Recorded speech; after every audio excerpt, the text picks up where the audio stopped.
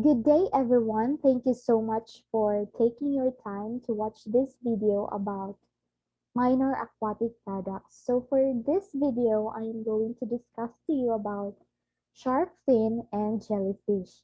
So shark fin and jellyfish are among the many minor aquatic products which have commercial value. Now we know that sharks have been considered an endangered species because of its very low reproductive rate. But sharks derive products such as shark fin, which could also derive products such as shark fin siomai and shark fin soup. The most important marketing centers of shark fins in Asia are the countries Hong Kong and Singapore. So the commercial value of shark fins depends on its species. Now, the most important species of sharks are the hammerhead sharks, Sphyrna species, mako shark, Isurus species, blue shark, Rhenes glauca. And there are also some sources of commercial fins such as treasure shark or the Alopias vulpinus, white or black-tipped shark, Carcharhinus species, white shark, Carcharodon carcharias, sharp-nosed or yellow dog shark, Scoliodon species, tiger shark or Galiocerdo cuvier, and the shovel-nosed or guitar fish Rhinobactus species. So in processing shark fins, it could be fresh or chilled or frozen, and then it can also be dried.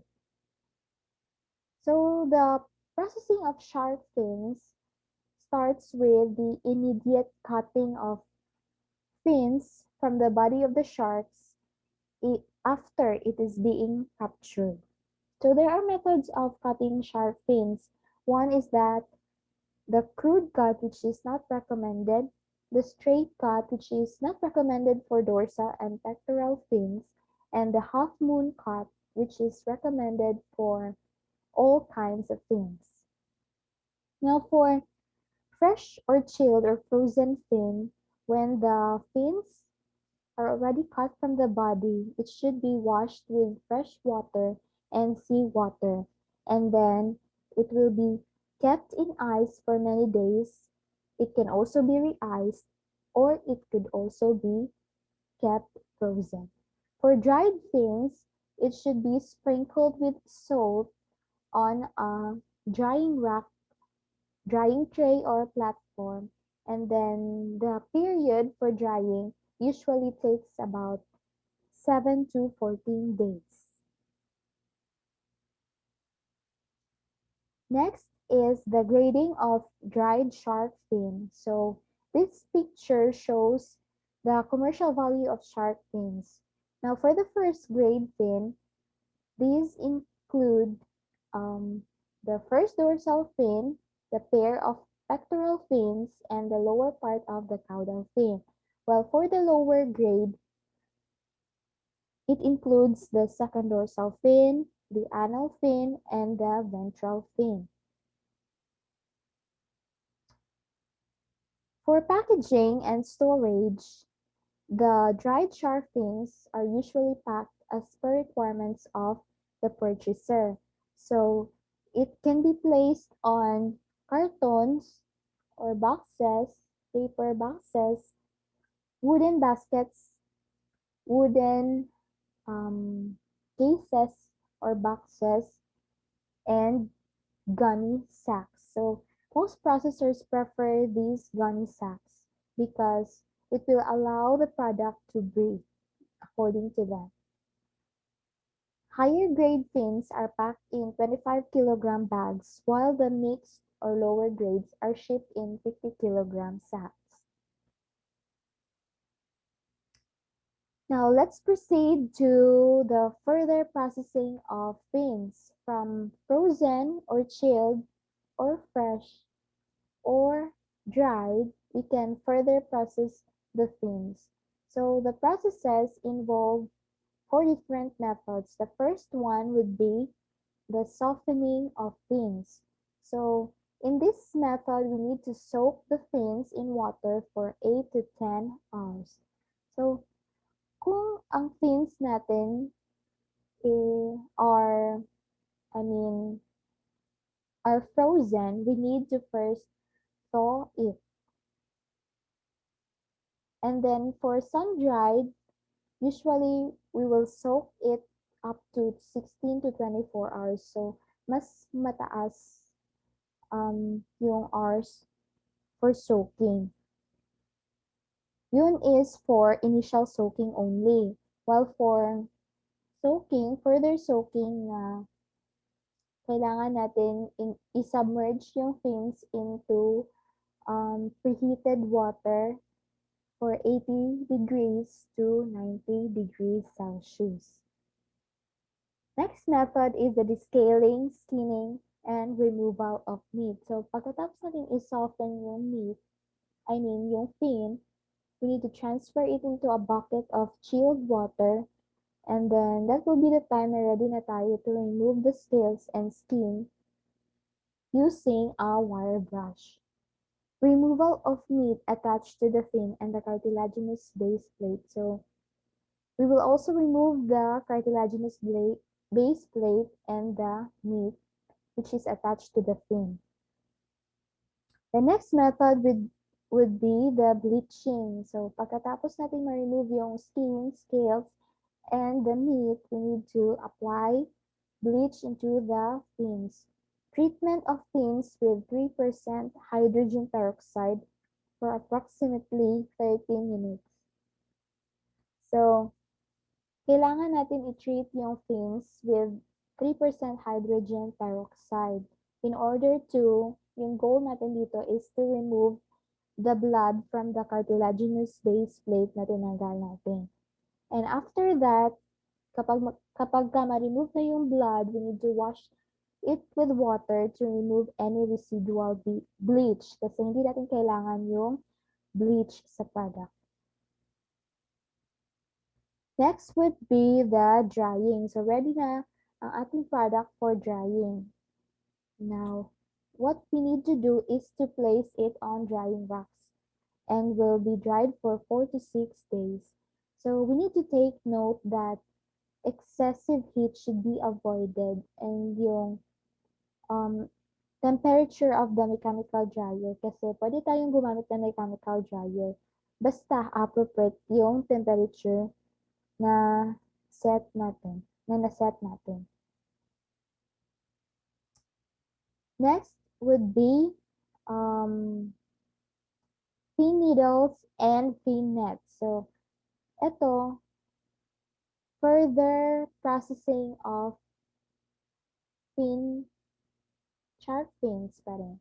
So, fin needles and fin nets.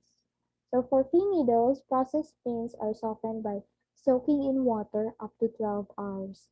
So, medyo pareho yung process niya sa na-present ko on the previous slide. Then, after that, we need to boil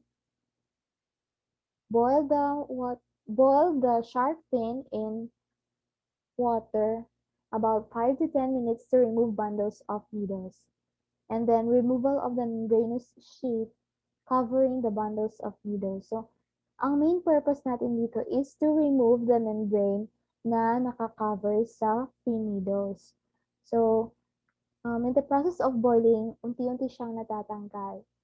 And then after that, we need to transfer it to chilled water and the base of thin strands needed and softened by hand. So, kailangan natin siyang slowly knead in order for the membranes to be removed from the fin needles na unti-unti. Now, let's proceed to fin nets. So, for fin nets, usually, ang ginagamit dito is the small fins, lower grade fins, and fin assortments. So, going back sa fin needles, ang ginagamit dito is yung mga higher grade fins. While for fin nets, medyo yung mababang grade lang na fins ang ginagamit. And then we need to arrange it into fin nets of around 100 grams each and sun-dried. So, arrange it muna bago i-dry. And then, prior to drying, kailangan din natin mag-apply ng bleach sa fin nets in order to protect the product from any insect attack. Next would be the defects in dried shark fins. So, meron ding mga defects ng dried shark fins na it resulted from different different processes na kumbaga mali ang pagkagawa or hindi gaanong na take into consideration. So, one would be the blemishes. Ito yung mga nangyayari ito kapag improper yung handling ng shark fins and delay in removing the fins. So, kagaya na sinabi ko kanina, the fins must be immediately cut from the body. So, this can be possible kung hindi na-follow yon. So, may tendency na magkakaroon ng blemishes ang fins kung delayed yung pag-remove natin ng fins. Next would be defective cuts. Ito yung hindi appropriate yung method na ng pagkakat natin ng fins. Excess residual flesh on the fins or crude cuts. Nangyayari ito kapag yung ginamit natin is yung crude cut or the straight cut kasi meron pa ring mga excess meat na nare-retain sa fins. So, mas importante talaga na gamitin yung appropriate method, yung half moon cut kasi very little meat lang yung retained on the fin. Next is the burns. Nangyayari ito kapag the product is exposed to very excessive heat sa sun drying and sa mechanical dryer din kapag very high temperature yung yung na-expose yung product natin sa mechanical dryer. So, hindi pwede yun kasi baka magkakaroon ng defect tulad ito. Next would be curling. Exposure of fins to uneven, non-uniform drying. So, importante din na we need to turn over the fin at an appropriate at a particular time para magkaroon ng uniform drying. So, kung hindi, kung hahayaan na natin na yung isang side lang yung ma-dry, that would cause curling sa product. And lastly, insects. Insects could also attack the dried fins. Usually, yung mga mites, very prone to insect attacks yung dried fins kapag hindi natin lalagyan ng bleach. So, yun ang mga defects in dried shark fins. So, we are done with the dried shark fins. Now, let's proceed to jellyfish. So, jellyfish, these are hemispherical saucer-shaped transparent bell or umbrella with a slight bluish tinge bounded with many fine marginal tentacles. The mouth of the jellyfish is found on the undersurface of umbrella and protected with 4 oral arms. So, ito yung jellyfish, ito yung umbrella niya, and then the tentacles, and then itong white na parang nag-glow.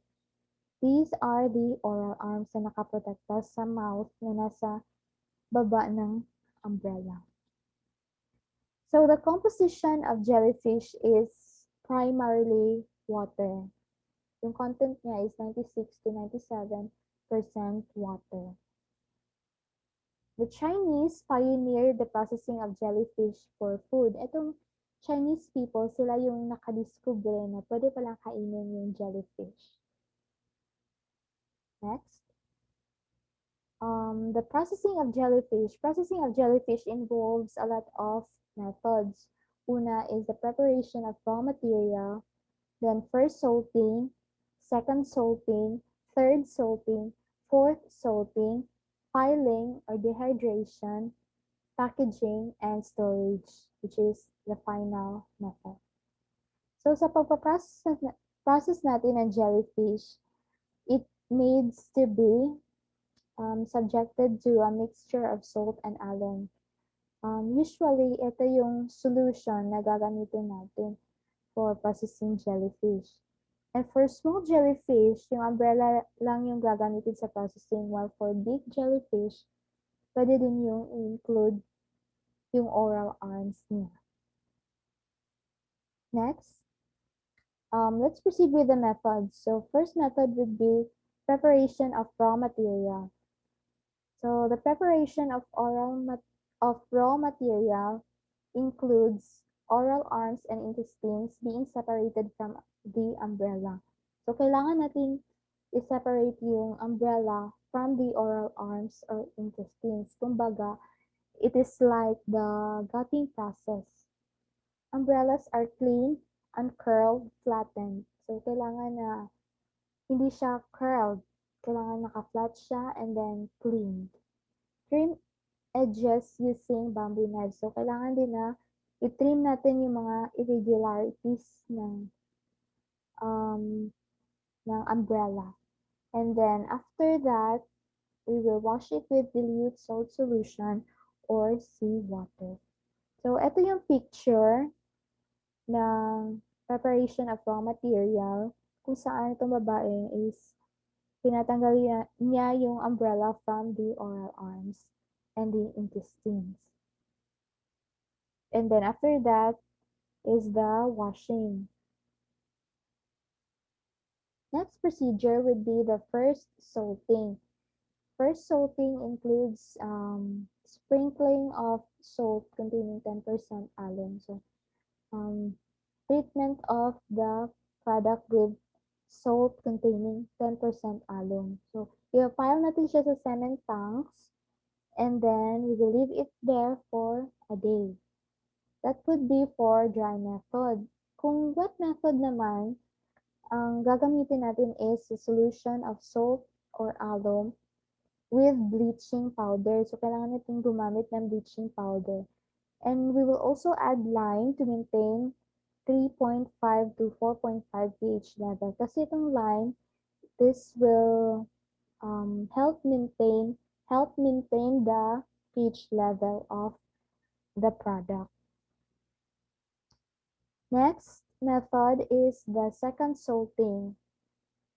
Umbrellas are strewn with salt containing 8% alum, around 1 kilogram salt per alum mixture for 10 kilogram jellyfish. So sa second salting, medyo bababa yung percentage ng alum. Kasi from 10%, it will become 8%. And then the same procedure will happen wherein you need to pile the jellyfish in fresh tank for 3 to 4 days.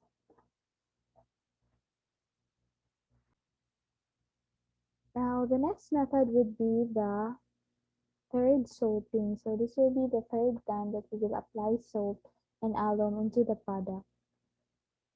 Salting of jellyfish for 6 to 7% alum and then pile in fresh tank for 5 to 6 days.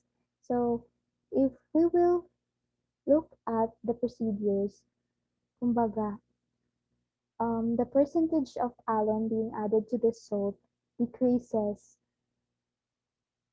as the period of drying, period of salting increases. So the fourth salting, ito yung picture pala ng salting. And then for fourth salting, kakaiba siya sa first to third time na nagsusalt tayo. Because we need to first drain the water in tanks. After that, we will be adding saturated salt solution sa tank and then we will leave it for 4 to 5 days.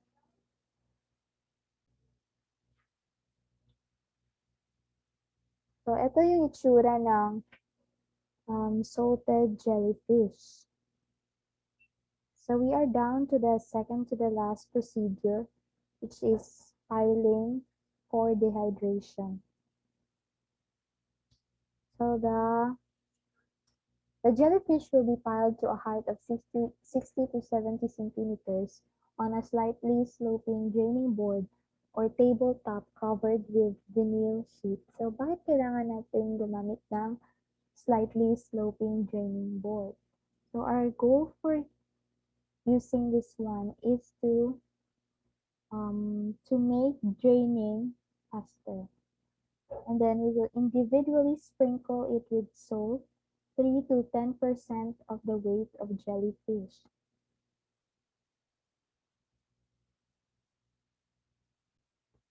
So, the process of draining, hindi yung hahayaan na natin na drain yung product. So, we need to transfer the bottom piles into the top to facilitate faster draining of water.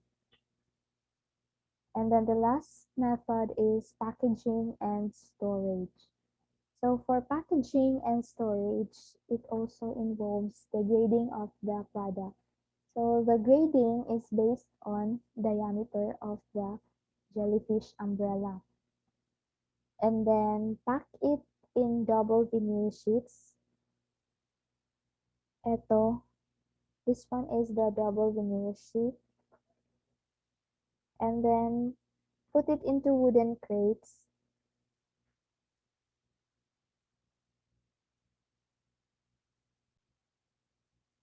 So, pwede din siyang ilagay sa mga tubs kagaya nito.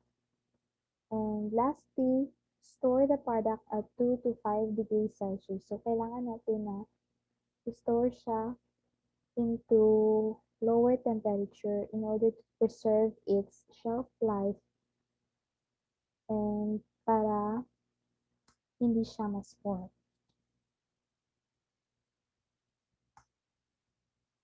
So, here is the grading of jellyfish. So kagaya ng sinabi ko kanina, the grading is based on the diameter of the disc. So, kailangan na measured yung diameter ng disc. Grade 1, ito yung mga nasa 33 centimeters and above. Grade 2, 25 to 33 centimeters. Grade 3, 17 to 25 centimeters. And yung mababa pa sa 17 centimeters, ito yung mga off-grade or small pieces. Now, quality depends on number of times alum is added, color, origin, etc. So, yung quality ng jellyfish product natin is nakadepende siya sa number of times na it was treated with alum kasi it will determine the flavor of the product. And then color. So, yung color is makikita natin if how fresh the product is, which is also a factor for consumer preference kasi mas prefer ng mga tao that the product will appear to be fresh and attractive para sa kanila. And then origin. So, when we talk about origin, ito yung mga iba't ibang species na nakikita natin for different places. So, kung ano yung kinakain ng jellyfish, nagkakaroon din siya ng effect sa final product nito. Weight allowance is added to compensate for weight loss during transportation. So, during transporting, alam naman natin na jellyfish has a very high water content. So, kailangan na magkakaroon tayo ng weight allowance in order to compensate the weight loss. Kasi there is a possibility na nagkakaroon ng weight loss while transporting because pwede pang ma-dehydrate yung product. Sold in dried or soaked form. So, etong jellyfish, pwede siyang dried or nakalagay siya sa container with solution. Nakasoak siya sa solution or preservatives, kumbaga. So here, we have the composition of fresh and processed jellyfish. So magkaiba ang composition ng fresh and processed jellyfish. For moisture content of fresh jellyfish, nasa 96 to 97% yung water content niya. While for processed jellyfish, bababa siya into 65 to 75%. For protein, 1 to 1.5% for fresh and 4 to 6% for processed jellyfish. For salt content, 2 to 2.5% for fresh and 16 to 24% for processed. Alum, there is no alum composition for fresh. For processed one, 0.7 to 3.0%. And for ash, 2 to 3% for fresh, and then 17 to 25% for processed jellyfish.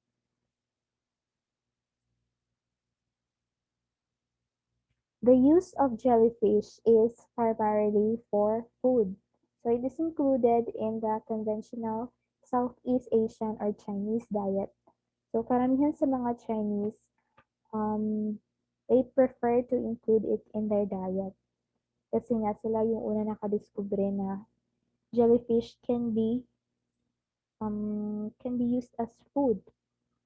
So there are two types of jellyfish, the white one and the red one. The white one is widely distributed, while the red type is quite rare, kaya nagkakaroon siya ng higher commercial value. Processed jellyfish is soaked in water, cut into strips, scalded to have a crunchy, elastic texture. So, pwede siyang cut into strips and then treated with different kinds of ingredients, mga preservatives, to make it crunchy and elastic in texture. Strip curls marinated in seasoned mixture of sesame oil, soy sauce, vinegar, and sugar. So, ito yung mga preservatives na commonly mixed with jellyfish in order to make it taste delicious. And it can also be served with vegetables.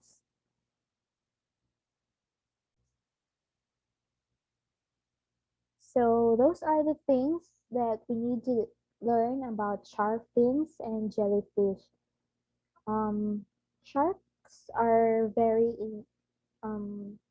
sharks are endangered species.